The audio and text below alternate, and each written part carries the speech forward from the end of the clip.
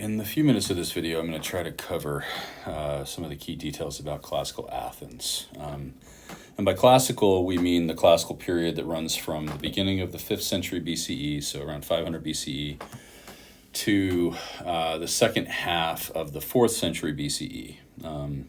Some key moments in this, at the beginning of the classical period, the Greek world fought a series of wars against the Persians, who had been overlords of part of the Greek world up to that point, and they defeated the Persians and kind of gained independence, as it were, right?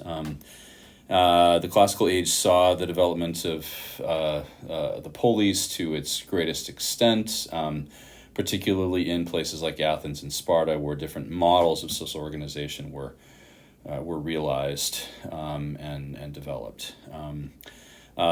Toward the end of the 5th century, there was a long war between Athens and her allies and Sparta and her allies. Those were the two sides. We'll say something about that. And shortly after the war, Plato kind of began his career as a philosopher. He was a young man when he saw his mentor, his inspiration, Socrates, tried for a number of crimes and ultimately executed in Athens. And this was a key moment in Plato's life where, and for the rest of his life, really, he was writing about Socrates, expanding on Socrates' ideas.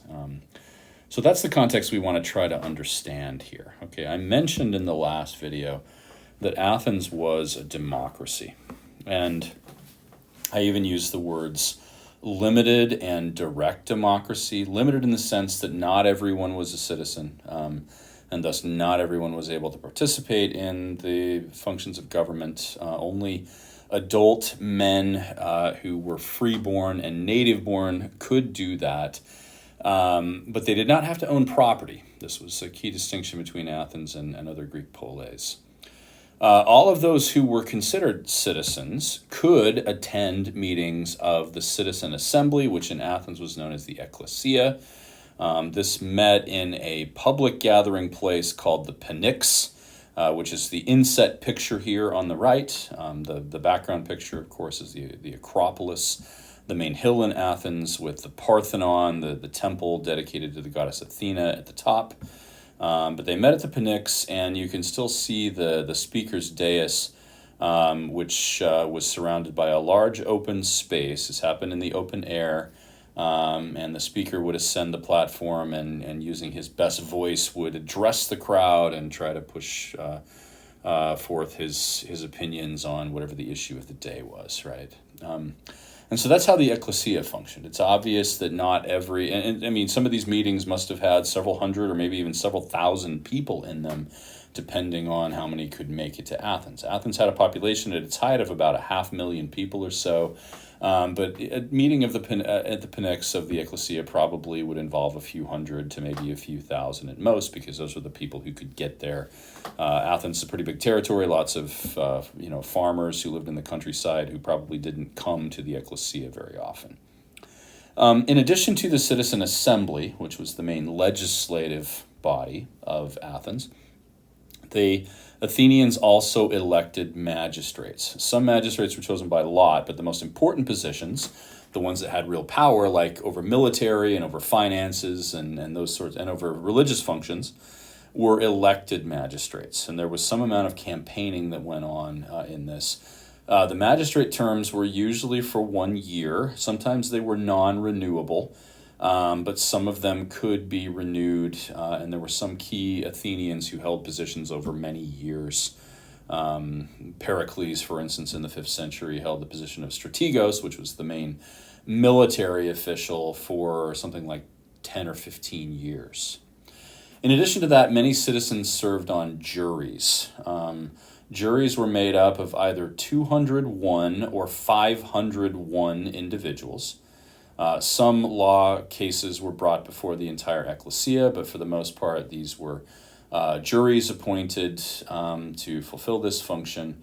And there would be a large public gathering where the accused would try to offer a defense of some kind, and there would be those speaking against them and maybe those speaking for them. There were no lawyers or anything like that.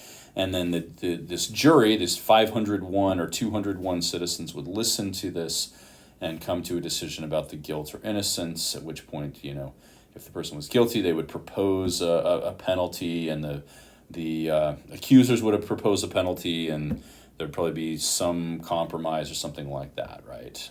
We know this process best from the account of the trial of Socrates, which I'll talk about in a few minutes here. Religion and mythology were important to Athens, of course, as it was to the rest of the Greek-speaking world. Every Greek polis had a patron god or goddess in Athens. This was naturally Athena. That's where the name Athens comes from. And you can see the temple of Athena on the hill there. That was built in the 5th century. It's still considered one of the great buildings of all of world history. One of the great examples of, maybe the greatest example of Greek architecture. And there were a number of festivals and religious observances that were dedicated to Athena. The treasury of Athens, and eventually that of the entire alliance that Athens was at the head of, was housed in the temple of Athena. In addition to that, there were many other temples in Athens dedicated to other gods, and there were other religious festivals and sacrifices and occasions like that. One of the most important of these was called the Dionysian Festival. This was dedicated to the god Dionysus, the god of wine and revelry, and it involved not only religious rituals, but also competitions of playwrights.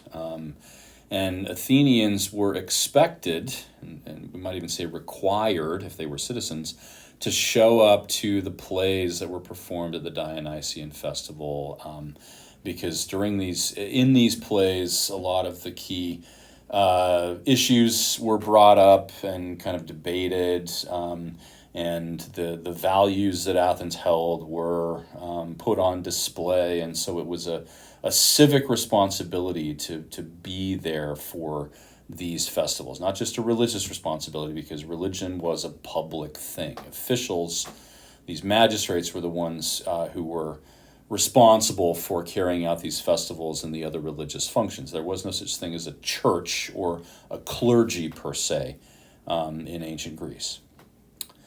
So there's some of the key details about Athens. I do want to one other kind of major point here. Athens, while it had a successful and large military, including a land army with the hoplite phalanx, but also a massive navy. The Athenian navy was actually a key catalyst for the formation of the democracy, because you need a lot of people to row boats. Most of the people they were able to recruit did not own land, and so they had to extend citizenship to them because of the risk they were taking, fighting on the sea and all of that.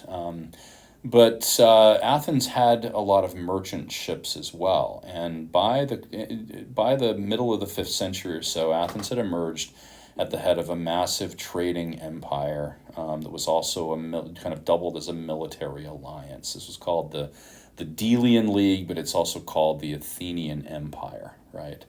And so Athens became so prosperous because of trade. And manufacturing. Athens produced fine pottery and other goods that it traded with and sold all over the Mediterranean. We find Athenian pottery just about everywhere in the Mediterranean. And so it's obvious that they were successful at getting their products out to other places and probably reaping the economic benefits that came from that. Now, I want to mention Sparta here. Okay, there's a lot we could say about Sparta, but suffice it to say, this was Athens' main rival in the classical age, and the Spartans could not be more different from the Athenians in their form of social and political organization.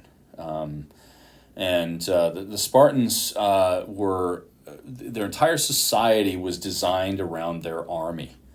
All of the Spartan citizens were soldiers, meaning all of the adult kind of elite land-holding men, right, were required for their entire adult lives In fact, starting from about age 7, when they would begin their training, they were required to be in the army.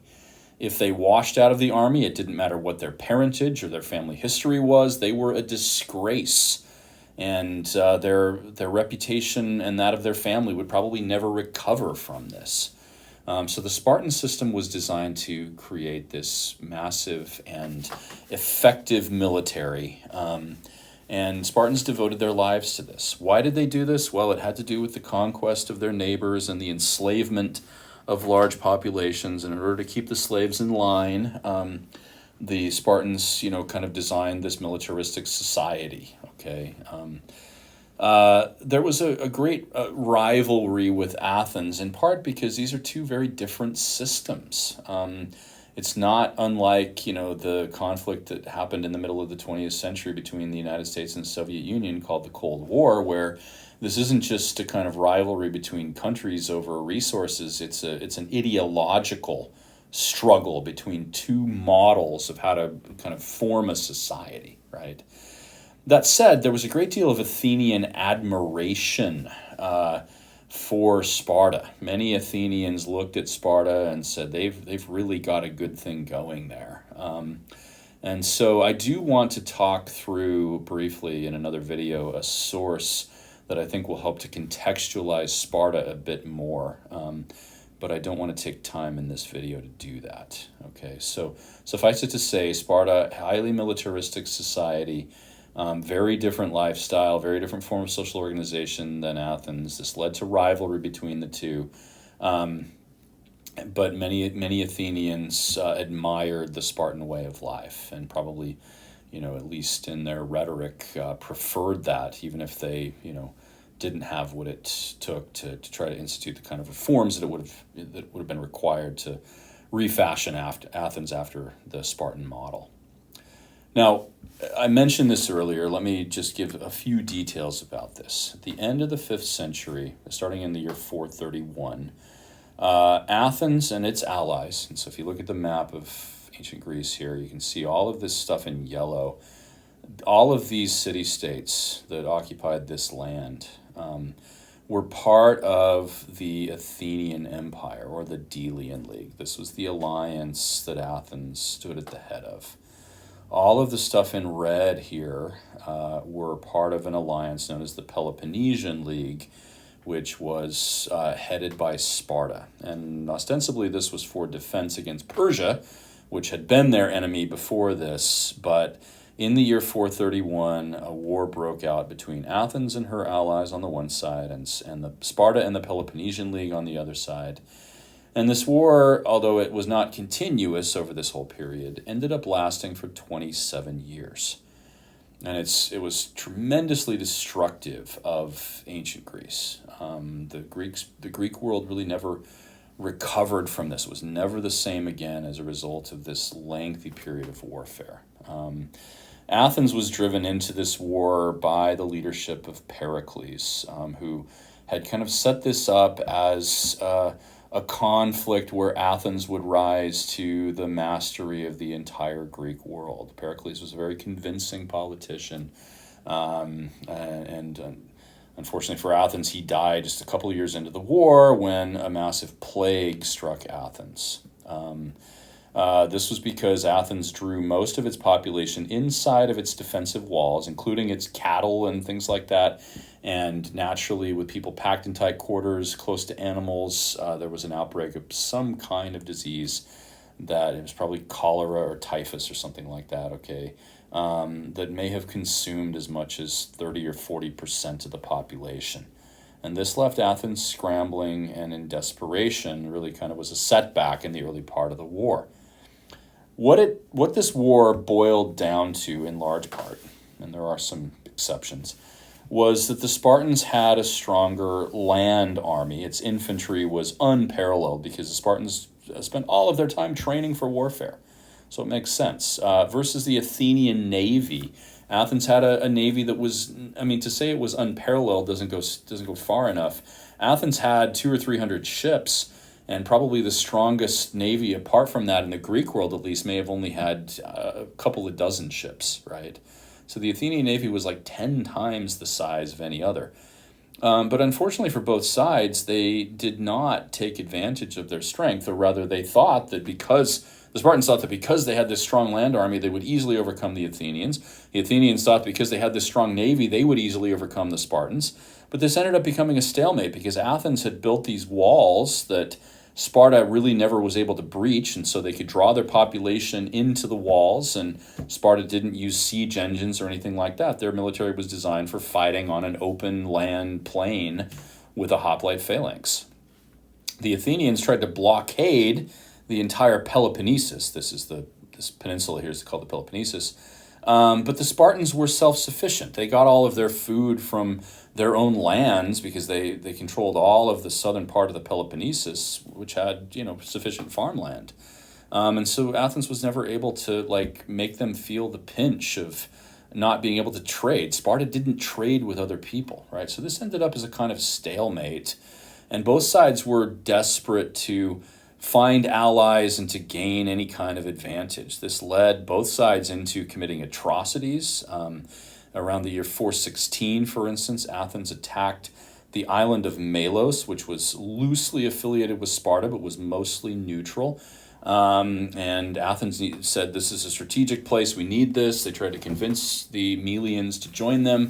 When the Melians refused, Athens essentially committed genocide against Melos, right? And so they were violating the principles that they claimed to embrace in their desperation. Athens sent a campaign all the way to Sicily shortly thereafter, because Sicily was home to a lot of Greek-speaking people, some of whom were allied with Sparta, especially the city-state of Syracuse. And this was a disaster for Athens. Most of its army ended up being kind of surrounded by enemy forces and completely obliterated. But even still, Sparta was not able to push that advantage home until they finally, in the late stages of the war, made an alliance with Persia, the very people they had fought against at the beginning of the classical age. They kind of sold out the Greek world to defeat the Athenians. The Persians came with their navy, and Sparta was able to overcome. Now, the terms of surrender were really definitive for what happened afterwards, and this is the time period when Plato was a young man. We might say this was the crisis that helped to shape his life. Athens was forced to dissolve its democracy, destroy its defensive walls. Some of the allies of Sparta wanted to do to Athens what Athens had done to Melos. That is, completely destroy its population, kill all of the men, sell the women and children into slavery. But Sparta refused to do that, in large part because it knew that a weakened Athens would help to serve as a kind of buffer against some of the other city-states that were rising up to become powers in the area. And so it refused to have Athens destroyed. But they did dissolve the democracy, created a government of more like the Spartan government, which was led by an elite few. They put into place a government that the Athenians called the government of the 30 tyrants. This lasted only about a year, but the tyrants proceeded to commit atrocities against anyone who opposed them. There were a lot of people arrested and executed during this period. And this, created an atmosphere of suspicion. Neighbors were turning neighbors in. Family members were turning their own family members in. And after the tyrants were overthrown and democracy was restored, Sparta didn't oppose this. It had withdrawn most of its troops and decided that was okay for a weakened Athens to return to democracy. But Athens proceeded after that for the next few years to kind of tear itself apart, reckoning with what had happened in the aftermath of the war. One of the things that occurred during that period was the trial and death of Socrates. In this atmosphere of suspicion, Socrates did not cut a very impressive figure. He was an annoying gadfly. Most of the Athenians had many of the Athenians, I should say, had at one point or another been subjected to his questioning and things like that, right? And so, and had been made a fool of by Socrates as they saw it. And so Socrates was put on trial for corrupting the youth and for going against the gods of the city, for not believing in them. and was put to death. Plato was around 25 years old or so at the time, and was a witness at the trial, and did his best, because he came from wealth, to try to pay people off, or to get Socrates to suggest a fine that he could pay to, instead of being executed. But Socrates' belligerence at the trial led ultimately to his execution. And Plato never recovered from this and spent the rest of his life writing about Socrates. Okay, so hopefully that gives us some good context for understanding Plato. I do want to spend a little more time on Sparta in another video, but we'll do that later. Thanks.